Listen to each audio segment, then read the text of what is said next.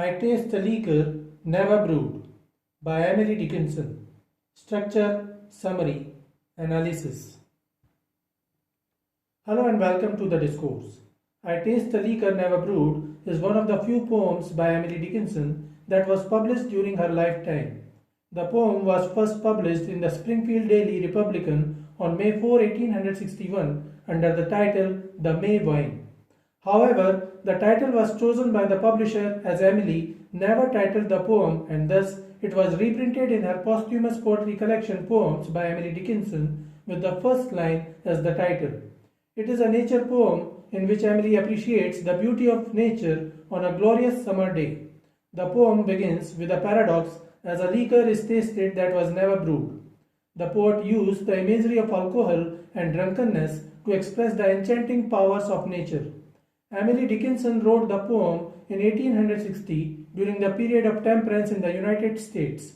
The first line suggests the gist of the temperance movement as both completely drunk and completely temperate. A liquor never brewed. Structure of I Taste the Liquor Never Brewed. Like most of her other poems, Dickinson wrote I Taste the Liquor Never Brewed in ballad meter with iambic lines that alternate 4 and 3 beats. The poem contains 16 lines composed in 4 stanzas of 4 lines each. The poem has 4 quatrains. A ballad is a kind of verse, sometimes narrative in nature, often set to music. The poetess used slant rhyme, dashes, and idiosyncratic capitalization. The slant rhyme is because of the use of words with similar but not identical sounds. In addition, the poetess constantly used the pronoun I to show how she connects to nature. An extended metaphor has been used to complete alcoholic intoxication to her fixation with nature. She compares air, dew, and rams in lines 5, 6, and 11 respectively with liquor. Dram is a metaphor for the nectar that the birds and butterflies feed on. Dickinson used imagery to express her views on nature and time and her religious views. Summary of I Taste the Liquor Never Brewed. Stanza 1, lines 1 to 4. I taste the liquor never brewed, from tankards scooped in pearl, not all the Frankfort berries yield such an alcohol. The poetess begins with a paradox and a metaphor. The poet talks about the exhilarating taste and effect of a liquor that was never brewed, a paradox. It symbolizes that she is talking about something more powerful and intoxicating than alcohol. She uses imagery in the second line to signify the purity of her liquor that was never brewed and expresses it as tankards scooped in pearl. She further clarifies that it is not some normal liquor as it cannot be produced by the Frankfort berries. The poet used capitalization to stress some words and ideas. Stanza 2, lines 5 to 8. Inebriate of air am I, and debauchee of dew, reeling through endless summer days from inns of molten blue. The poetess clarifies the mystery regarding the liquor that was never brewed. She uses imagery again in line 5 and line 6 again. Inebriated of air suggests intoxicated by breathing in fresh air, and debauchee of dew suggests turned on by the dew. In line 8, she mentions inns of molten blue, the color of the sky. The poetess begins in first person I and suggests her strong connection with the surroundings and nature. She uses strong imagery of nature. She is inebriate and debauchee of nature elements.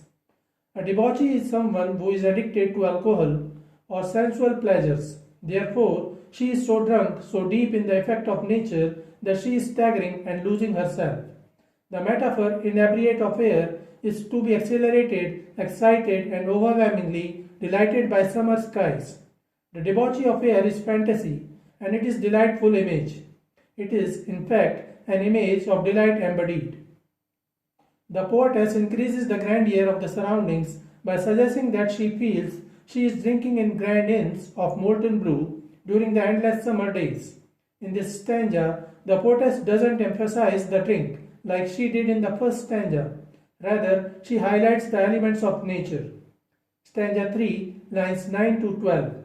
When landlords turn the drunken bee out of the foxglove's door, when butterflies renounce their drams, I shall but drink the more. The poetess continues the imagery she developed in the second stanza and talks about the landlords of the inns of the molten blue.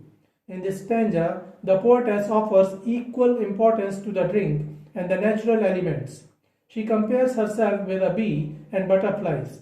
A foxglove's door is again imagery, suggesting a beautiful purple flower that attracts bees. Another imagery is drams in the 11th line. Dram means a small drink of liquor, and she compares it with the nectar that birds, bees, and butterflies feed on.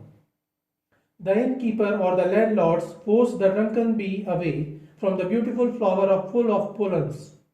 No one can possess the natural things forever. When the butterflies have had their fill of nectar, they will renounce it, but the poetess will go on enjoying nature's abundance.